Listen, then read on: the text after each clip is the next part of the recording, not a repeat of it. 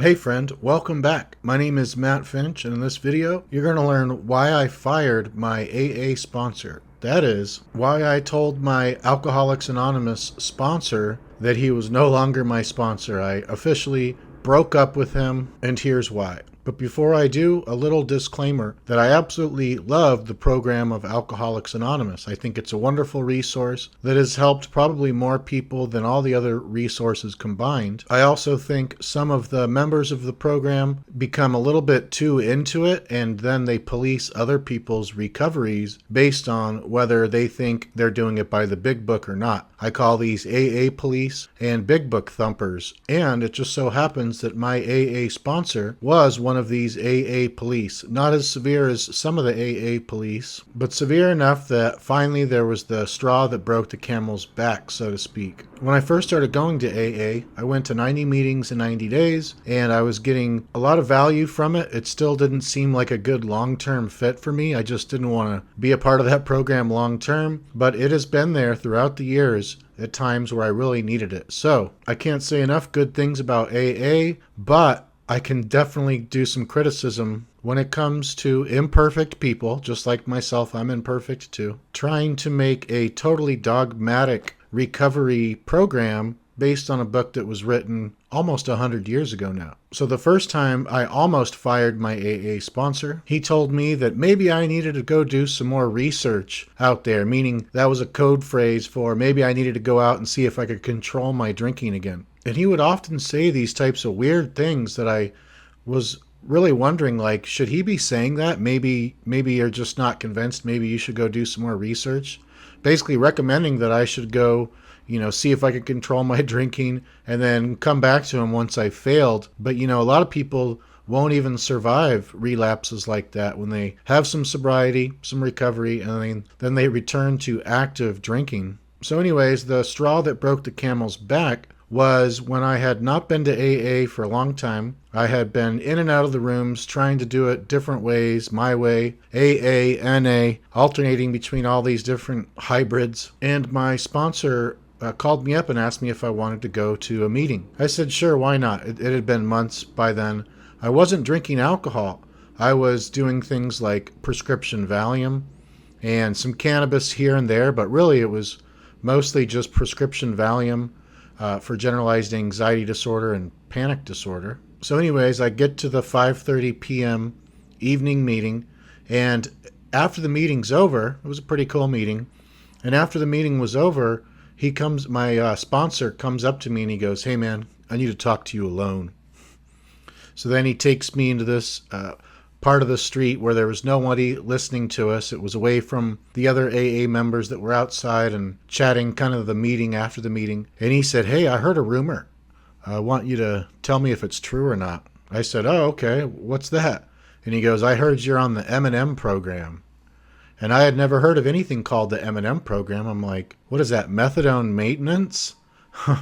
And at this point, I hadn't even been addicted to opioids at this point in my addiction. So I said, what is that? And he goes, marijuana maintenance. And I said, you're the one that invited me to the AA meeting. I haven't been here in months. And I barely smoke weed at all. And even if I smoked it all day, every day, if I'm not drinking, that's a success to me. That's where I currently was in my life back then. And it just felt like this weird, like, Grand Inquisition, like, grilling me, like, oh my goodness gracious, am I breaking your program's rules? Like, the only requirement for membership is a desire to stop drinking. But my sponsor was a dogmatist. He was a puritist. He was a puritanical, dogmatic, disseminating purist that was totally conditioned and programmed by big book ideology, by his big book thumper sponsors disseminating the big book ideology into his mind, being programmed at so many meetings, so many hours per week for so many months, for so many years, for more than a decade. And I just saw right through it. I could see through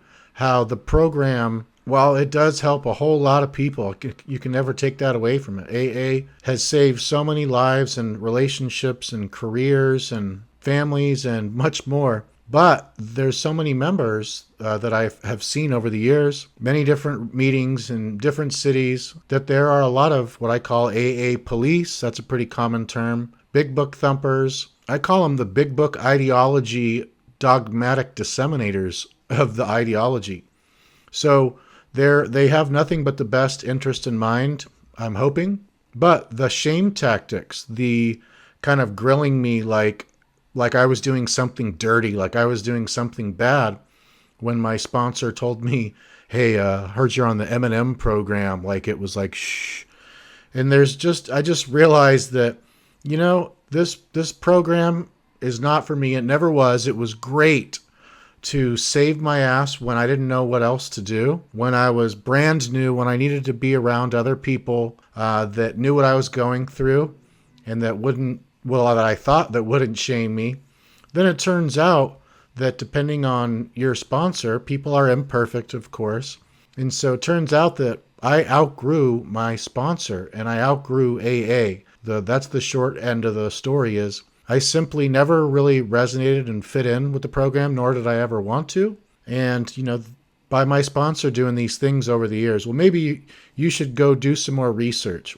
And hey, I heard a rumor. Are you on the marijuana maintenance program? I was like, this is crazy. Like, it's my life. I get to do what I want.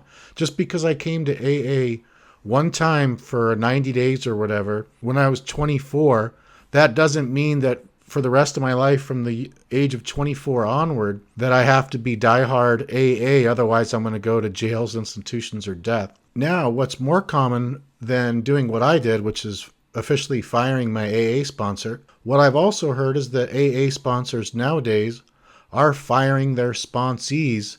And one recent client that I've had, he said that his AA sponsor, and not only the sponsor, but the people at the meetings, the group that he went to, he got fired from not only being sponsored, but they said that he couldn't go back to the meetings because he was taking a certain medication-assisted treatment for alcohol treatment, relapse prevention, cut back on drinking. So this is not even a psychoactive medication. The medication's an antagonist medication that has no psychoactive, psychotropic, mood-changing effects whatsoever. It has been shown in research to be very helpful for people to quit drinking. And I thought the only requirement for membership was a desire to stop drinking. So, like I said, I have nothing but many good things, at least, to say about AA. Some criticisms too, but overall, it's a Christ consciousness program. It's a group fellowship that whatever you call it, whatever you want, a higher power, source, universe, they're teaching Christ consciousness. They're teaching how to treat others well, how to treat yourself well, how to be open, how to be honest, how to be authentic, how to be vulnerable, open-mindedness, willingness, all that kind of stuff. So they really teach people, some of the most spiritual and selfless and compassionate and loving and wise people I've ever met have been long-term AA members going on decades, several decades. So that program pumps out totally reformed people that have just totally transformed and turned it around. They've repented, which means to turn around. They've adopted Christ consciousness or love consciousness, compassion consciousness, whatever a person wants to call it. And so it's wonderful. But then there's pros and cons of most things. There's duality, there's polarity. So while some members are very wise and compassionate and selfless, there's other ones that do the 13th step, which is after they've done the 12 steps. Then this is typically males, but sometimes it can be females. The 13th step is where then you prey on vulnerable newcomers who are new to the meetings and trying to get sobered up or recently sober. And at least the meetings I went to, I constantly saw these guys, even some people with 20 years sober, some people with 3 months or 3 weeks, and you'd see them like eyeballing and then flirting with the new girls that were physically attractive. And so I just saw a lot of hypocrisy there. I loved the idea of the program. I always knew intuitively that it just wasn't a good fit for me long term. It probably saved my life more than once, and it has saved the life of many of my friends and even family members too. But just wanted to make this video. It always goes a little bit longer than I anticipate because it seems that I have quite a bit to say about some of these topics. But yeah, I just wanted to let you know why I fired my AA sponsor. I'm still friends with the guy to this day. What's interesting too is several years ago, he actually came around and he became very open-minded regarding other paths other than what I call the one path only recovery doctrine, meaning 100% abstinence from alcohol and all drugs for the rest of your life, no matter what. If you had addiction to one thing, then you can never use any alcohol or drugs ever again, and you have to have lifelong recovery from addiction, and it has to be centered around that. He used to be one of those Puritans where that's what he believed everybody should do. Not just him, but he believed that what was best for everybody was what he believed was best for him. Now he's become much more open-minded, way more hip with alternative modalities, medication-assisted treatment. And so he has, in my opinion, elevated his wisdom and his discernment and his level of nuance regarding this topic and these phenomena to much higher levels than previously, where it was kind of an immature, kind of even ego investment into the whole idea of the dogmatic programming of all the sponsees and the newcomers, which got passed down to him from a generation of people that learned that from the people that passed it down to them.